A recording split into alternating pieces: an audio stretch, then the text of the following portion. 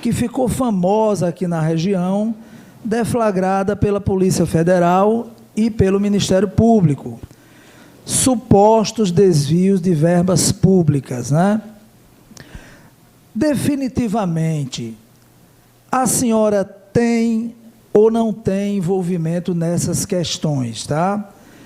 As obras que foram feitas e executadas na sua gestão passada, teve ou não teve apuração da Operação Andaime? Algum dos seus assessores, secretários, diretores, funcionários foram processados nessa operação em face de desvio de verbas públicas? O que a senhora pode falar para quem está assistindo? Fernando, é oportuna demais essa pergunta, até para fazer esclarecimentos.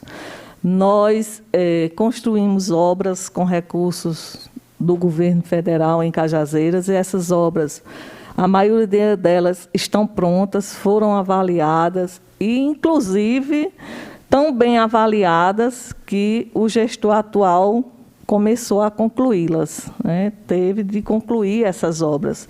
E concluiu, muitas delas, a gente pagou apenas à empresa 20%, tendo ficado cerca de 80% pronta, e ele fez essas obras e não se sabe como foi que foi gasto os 80% de recursos, se a obra estava 80% pronta, nós pagamos apenas 20% e essa obra foi concluída e precisa ser dada uma explicação. Então, como é que se diz que a gente está envolvida numa operação, que a gente é réu de uma operação, que a gente responde processo por uma operação, se eu sou candidata a prefeita de Cajazeiras? Eu não respondo no Ministério Público Federal pela Operação Andaime. A nossa gestão foi uma gestão transparente.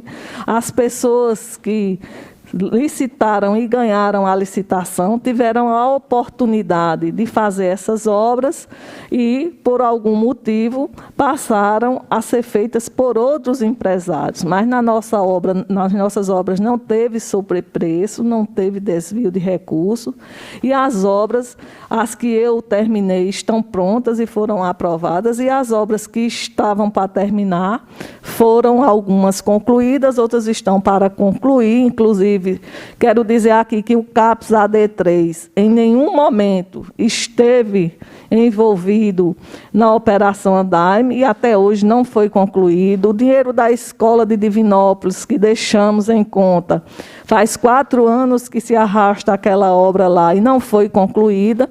E ontem, quando estivemos na Vila Nova, nós vimos uma Operação Andaime. Nós vimos um empresário que ganhou a licitação, junto com o empresário que está ainda construindo a obra, e me parece até que a obra foi dada já como concluída e já praticamente como inaugurada, salvo engano. Então, a gente precisa, por exemplo, na obra do CDI, foi o mesmo empresário que ganhou essa licitação e foi outro empresário que construiu essa obra.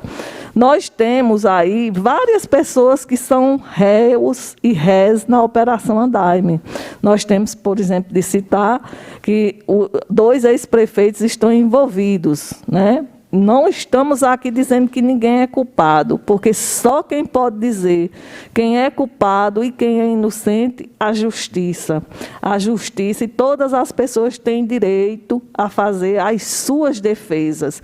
Se você está num processo de primeira instância e você vai se defender na segunda, na terceira, seja onde for, a gente tem de esperar a conclusão desse processo, mas hoje em dia as pessoas apontam muito o dedo. Antes de qualquer coisa, o dedo já está apontado. A gente viu isso com o padre Robson, né?